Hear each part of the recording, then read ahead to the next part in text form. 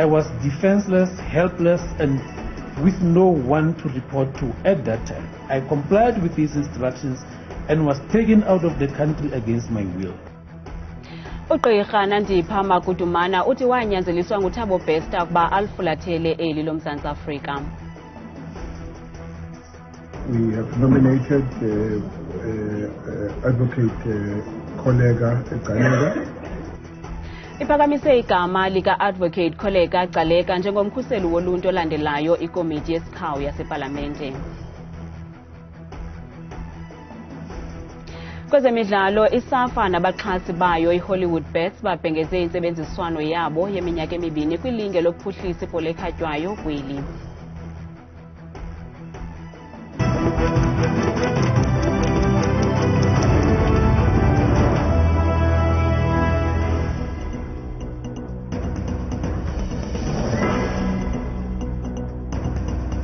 Namkele kwakhona kwiindaba zethu ngokuhlwanje njengesiqhelwa Ntambindodwa Ndamba noPhumza Sikhumba noyitoliki yolwimi lwezandla Bhotani Mzontsundu.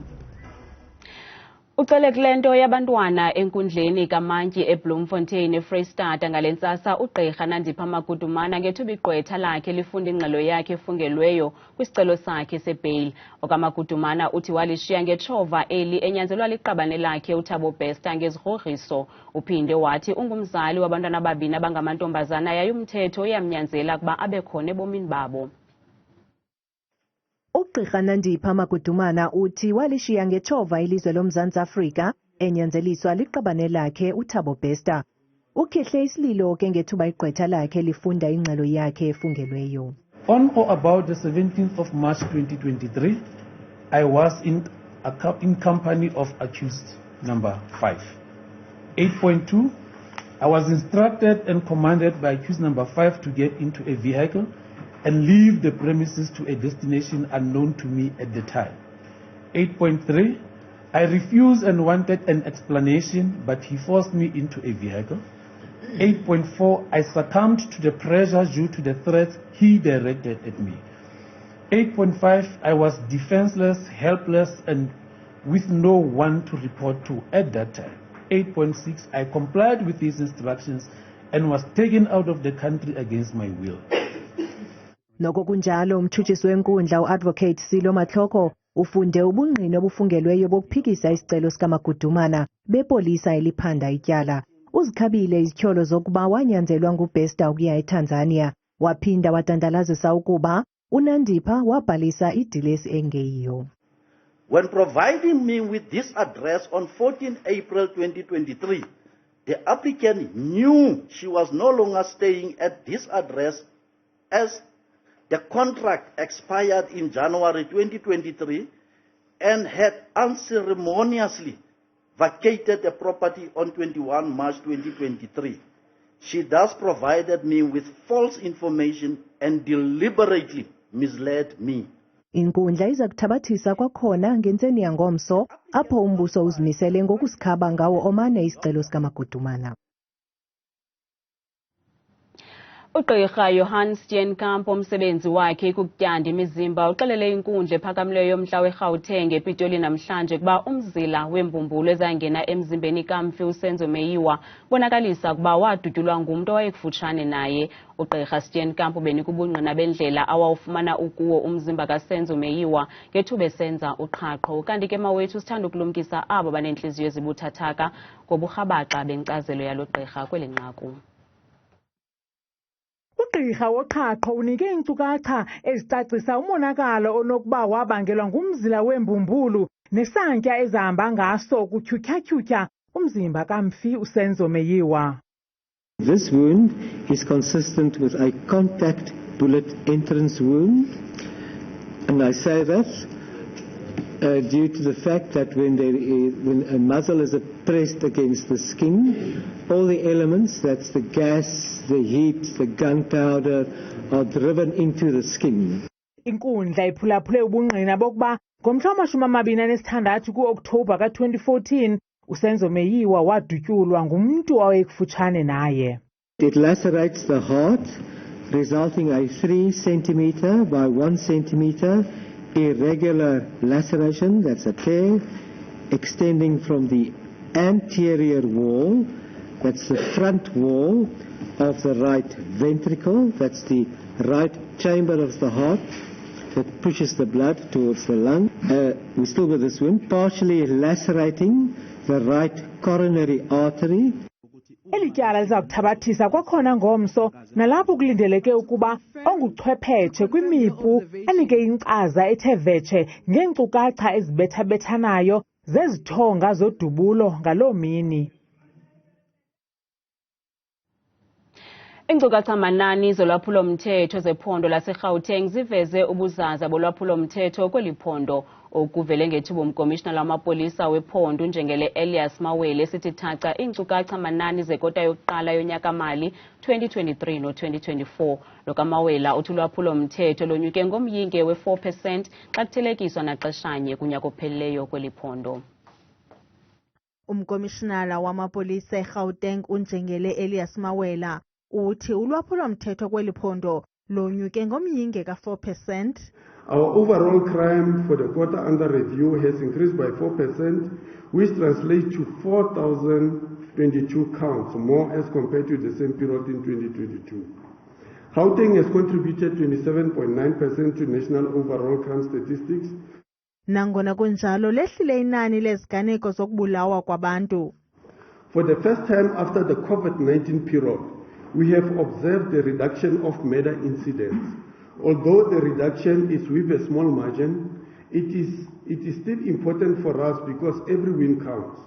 Ukanti kunjalo, onyukile amanani eziganeko zolwaphulo-mthetho olukhatshwa bubundlobongela. Contact crimes have increased by 6.0% for the quarter under review as compared to the same period last year. Contact crimes are the major contributors to our crime scoreboard, has contributed for the 2,742 offences. Kwelinye icala, lwehlile izinga lokuqoqodiswa kwezithuthi ezihambisa imali elinani lehle ngomyinge ka-36%. Kusenjalo, inkundla yomgaqo-siseko namhlanje imamele ubungqina bokuba kutheni kubonakala ngathi inxalenye yomthetho sihlomelo wezonyulo kweli udlela indlala abagqatsi abazimeleyo nabafuna ukuthabatha inxaxheba kunyulo lukazwelonke kulo nyaka uzayo. Umbutho iBuild 1 SA, inkcuba buchopho, iRivonia Circle kunye nemibutho engekho phantsi kolawulo lukarhulumente iphikisa isinyanzeliso sokuba umgqatsi ozimeleyo aqokelele isignature ezivisayo phambi kokuba alungele ukungenela unyulo. Kanti apha estudio sihleli nentatheli yethu yezopolitiko uZiyanda Ngcobo. Ziyanda, ingaba kutheni abagqatsi abazimeleyo besithi nje inguqu kulo mthetho wezonyulo ubadlela indlala? Ngibingelele kuwe nababukele ekhaya. Ngingathi ikabili into abayikhulumayo. Bakhuluma ngokuthi njengoba izihlalo eParliament ziwu-400, kwekuhlukaniswe ke uma kuzoba nokhetho ukuthi u200 izothathwa kuma province, omunye u200 kuzothathwa kuthiwa ama compensatory seats, la kungathi ngesingisi bathi proportional representation. Uma sibuka ke lapha kulo mthetho omusha we-Electoral Amendment Act bathi abayimele kuzofuneke bangene kulo 200 kuphela. Balwela ukuthi yindaba thina singakwazi ukulwela zonke lezihlalo eziwu400 ukuze nathi sizokwazi ukungena eParliament izwe lethu lizwakale. Okwesibili balwela indaba yezifungo. Manje kunenkinga yokuthi kufuneka uthole izifungo eziwu between 10,000 no 14,000 ukuze ukwazi ukuthola isihlalo esisodwa eParliament. Kukhulunywa ukuthi uma kuthiwa ke uthola amavoti adlulele ke kuzothiwa ngalama voti. Okwesibili masuzokwenza izifungo kumele usho igama lakho, i-ID number yakho, okusho ukuthi ke uzobe usuyiveza ukuthi umhlasimbe uvotela bani ke. Lolu uphawu beluvezwe iRivonia Circle ukuthi mhlasimbe kuzoba nenkinga ke manje ngoba njengoba unelungelo lokuthi ivoti lakho lingaziwa ukuthi liyephi, leyo nto isizokwazi ukuveza ukuthi ingase liyephi ivoti lakho. Ziyanda, njengokuba umphathiswa wezekhaya uGqirha Aaron Motsoaledi ebandakanyeka kweli tyala, ingabe baziphendelela besithini bona bengurhulumente? Uyakhumbula ukuthi njengoba kungeniswa lo mthetho omusha we-Electoral Amendment Act kwaqala khona kulo mnyango we-Home Affairs njengoba ungqongqoshe Aaron Motsoaledi uhola lo mnyango. Njengamanje bona bakhuluma ukuthi ngesikhathi kukhulunywa lezinto kuya kubantu bomphakathi kukhulunywa ukuthi lo mthetho kumele ume kanjani, babe ngaphawuli ngani ngaleso sikhathi ukuthi mhlasimbe soba nale inkinga yezifungo. Okwesibili, ukhuluma indaba yokuthi labantu bathi bafuna ukuyimela, abafuni ukuhamselana neqembu, kepha ke manje njengoba sebesenkantolo namhlanje sebeyibiza njenge-Independent Candidate Association. Ingabe kuyiqiniso yini lento abayenza? Ke sizwe ukuthi utheni. They went to court, specifically asked for a right not to associate. The basis of the judgment of the new nation movement was that I want to be an individual. Please, court, grant me that right. When the court grants me them, then they turn over and say, no, we are an association. This question was even answered by a member of the DA in the portfolio committee. He said there can't be anything called an association of independence because independent means one person. I stand alone. What I stand for is what I am alone. If you associate with somebody, then you form a political party. That's the base of political parties or organization. Ziyanda, ingabe isigqibo esiza kuwiswa yile nkundla yomgaqo siseko saba nefuthe elingakanani kunyulo lonyaka ozayo? Uzoba nomthelelo omkhulu Lisa, ngingaqambeli nje amanga ngoba phela manje sizwile nanamhlanje i-Electoral Commission abahlelayo ukhetho bakhuluma ngokuthi ke angeke bakwazi ukuqhubeka nezinhlelo zabo kungakalungiswa lolu daba ngoba phela manje kufuneka bezwe ukuthi ingabe inkantolo iyavumelana yini nalabo abayimelayo noma umthetho njengoba uhleliwe ngalendlela bazokwazi yini ukuqhubeka. Babeke mid-October ukuthi lolu daba luxazululwe ngoba uma lingaxazululwa angeke bakwazi ukulungiselela ukhetho lwango-2024. Sibamba ngazo zozibini kuZiyanda intatheli yethu yelijelo uZiyanda Ngcobo isicacisela ngokuqhubekileyo kwinkundla yomgaqo siseko ngokuphathelene nomthetho sihlomelo wezonyulo. Iphakamise igama lika-Advocate lika-Gcaleka njengomkhuseli woluntu olandelayo ikomiti yasepalamente. Le komiti ibinikwe uxanduva lokuchonga umgqatso oza kungena ezihlangwini zomkhuseli woluntu onqunyanyisiweyo Advocate Busisiwe Mkhwebane. We have nominated Advocate lika-Gcaleka as a candidate that we submit to the National Assembly for approval and submission to the President. Well, they will just talk to the process. I'm a process person. That once the Speaker has put the matter on the order paper, parties will then debate, and then in the end, the Speaker will call Parliament to vote on the report, and if the report receives 60% supporting vote, it will then be carried.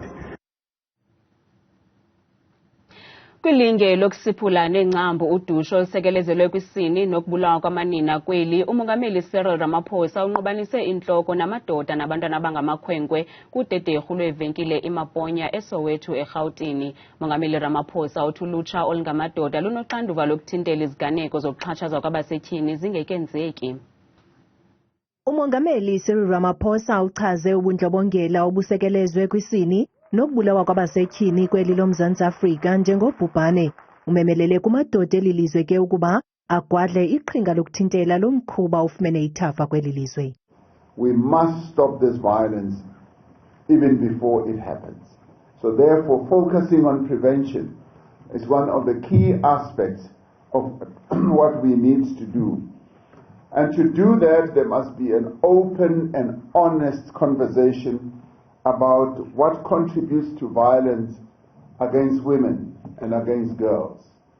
Umongameli uhambise wathi kufuneka kuthethiwe ngeengcinga zobudoda ezibethelelwe kubafana basebancinane zokuba bangenza nantoni na kumntu olibhinqa yaye nobudoda obuyityhefu kuza kufuneka buqatshelwe. We need to change and challenge toxic masculinity. The very thing that a number of you who ask questions here address, which is the idea that being a man means one must dominate, but much worse is that you must demean a woman. You must degrade her so much and look down upon her so much. Ukwahlaba ikhwelo ngengxoxo yasesidlangalaleni yokufundisa abafana nabantwana abangamakhwenkwe ngendlela ebhetele yokuphatha abasetyhini. Idyunivesithi yaseRhodes eMakhanda eMpuma Koloni iwonge uNoxolo Grootboom ngesidanga sobugqirha ngenxa yegalelo lakhe njengentatheli ephuma izandla kwiindaba zikamabonakude esebenzisa ulwimi lwesiXhosa. Iziphathamandla zeliziko mfundo zimtyibele uGrootboom njengentatheli ezingcayo ngolwimi lwayo ewenza ngokukhuthala intlonipho nothando umsebenzi wayo. kaGrootboom uthwejize ngeliwonga kumsitho wakutshanje nalapho isikolo sobuntatheli eRhodes besibhiyozela ukufinca 50 eminyaka. Kukweso siyunguma kanye apho idyunivesithi iRhodes iwonge uNoxolo Grootboom ngesidanga sobugqirha kulwimi lwesiXhosa. Siyayazi into yokuba ilwimi zethu sijongele phantsi kakhulu. Ngoku xa kukho abantu abafana noNoxolo Grootboom abathi baliphakamise ulwimi ingakumbi emabonakude, loo nto ibangela into yokuba sibe nomdla basimchonge afumane wonke likhulu nje. Aya kwi-studio sethu as i-TV3 students kwaba it feels like ndisephupheni because abantu sikhule sijonge kubo and now we're sharing i-studios nabo. Ugqirha Noxolo Grootboom ukwaqhonywe kwiindonga zale dyunivesithi kwicandelo lesikolo esipheka intatheli. It was kind of, unanimous that Noxolo Grootboom was, such a sort of lovely, extraordinary, well-known, big presence, not just for journalism, but, from here, rooted in this part of the country. Mam Noxolo is an absolutely phenomenal woman. She is an amazing person, a warm and a loving person who has that deep understanding of the value of language and how language as part of culture can break down barriers. Ephefumla kwimbali eyenziwe yiRhodes, ugqirha Grootboom uthi ulwimi lwethu ngumkhombandlela wengcambu yemvelaphi yomntu. Andikhathali noba loluphi ulwimi oluthethayo, kodwa likunxulumanisa nomhlaba, likunxulumanisa nengcambu apho usuka khona. Uba ngaba uthetha isiXhosa kuzawuthiwa ungwase-Western Cape, ungwase-Eastern Cape, ungowaphi, akusoze kuthiwe ungowaseBotswana. Kuzaba sisithethe sale dyunivesithi kubheka phambili ukutyumba ombondo sihlanjiwe kubuntatheli kweli yaye esi sisele senyathi kumajelo eendaba zikamabonakude ugqirha Noxolo Grootboom ngumdaka wokuqala ngqa obhinqileyo ukuxhonywa kwezi ndonga. Kwiindaba zethu kuChannel 163 ngokuphathelwa Newsroom Africa, ndinguNtsiki Noyiya kwidyunivesithi iRhodes eMakhanda. Ndinithanda nonke emakhaya. Umbutho olawula ibhol'ekhatywayo kweli iSAFA ubambisene nabaxhasi bawo iHollywood Bets babhengeze ngokusesikweni isivumelwano seminyaka emibini nalapho le nkampani yakwaHollywood Bets zaxhasa iiligi ezisezantsi zeSAFA kwilinge lokuphuhlisa ibhol'ekhatywayo kweli ngakumbi kwiindawo zasemaphandleni.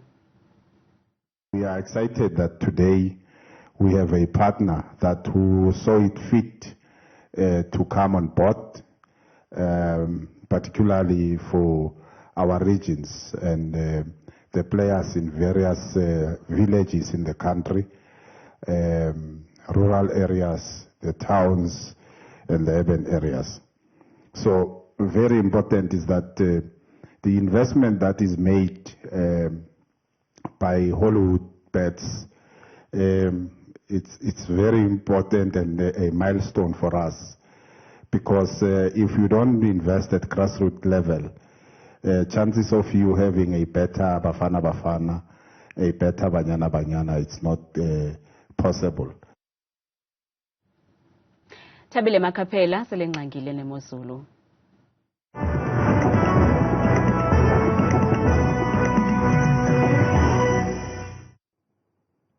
Enkosi kakhulu ke qwathikazi apho ezindabeni ndiyakubulisa Mzonzundu ekhaya ndikwamkela kaloku apha edeskeni yemozulu. Mna igama lam ndikuthabile kumaqhundeni uMamvelase. Wakwamakhabela bethuna nantsi imozulu ngokubanzi. Masule phakela phozela phaya empuma koloni emonti kaloku emndanzane ngamashumi nje khatshwa sesasithandathu licoke kamandi ke elazulu nangokurhatya ngomso kusenjalo kwaphaya eGqeberha ngamashumi 3 nje ananye. Amba nam ke Mzonzundu phakwa lokho ephondweni lase-Free State eBloemfontein ngamashumi 2 nje abe nesine kusemyoli pha yonke intsatsa yangoso kube njalo futhi phaya emini koSasolburg neziphaluka ngamashumi 2 nje anesibini. Seyenje nje ke la meko phakwa lapho laseGauteng eJohannesburg naseRandburg ngamashumi 2 nje kuphela azole kamandi kwasekuseni ngomso kanti phaya emini futhi eVereniging kusekuhle kakhulu ngamashumi 2 nje ekhatshwa sisibini. Mbukeli wam apha ekhaya benje phaya kwaZulu Natal eThekwini ngamashumi 2 nje abenesithathu ulicoke kamandi nje lazulu yonke emva kwemini yangomso kanti kusafana ke naphaya eMgungundlovu ngamashumi 3 nje kuphela. Bona pha kwela phondo laseLimpopo ePhalaburwa bakhatshwa nje ngamashumi 2 abenesine ngamafu nje angephi phaya emini ngomso kanti ngorhatya kwakweli phondo linye kusekuhle phaya ePulukwane ngamashumi 2 nje abenanye.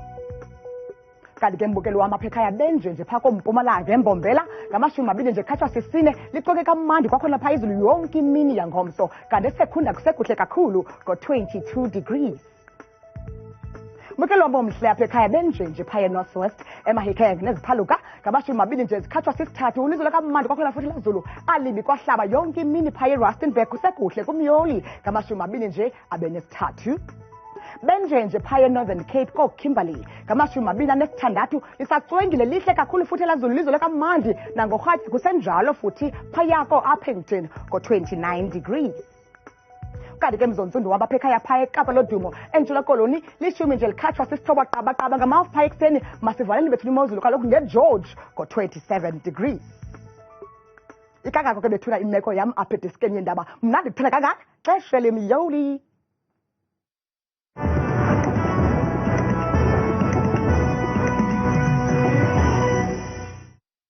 Ngazifumana izindaba nezinye kwiqonga lethu le-YouTube @Iindaba Zethu 163 kamnandi mawethu.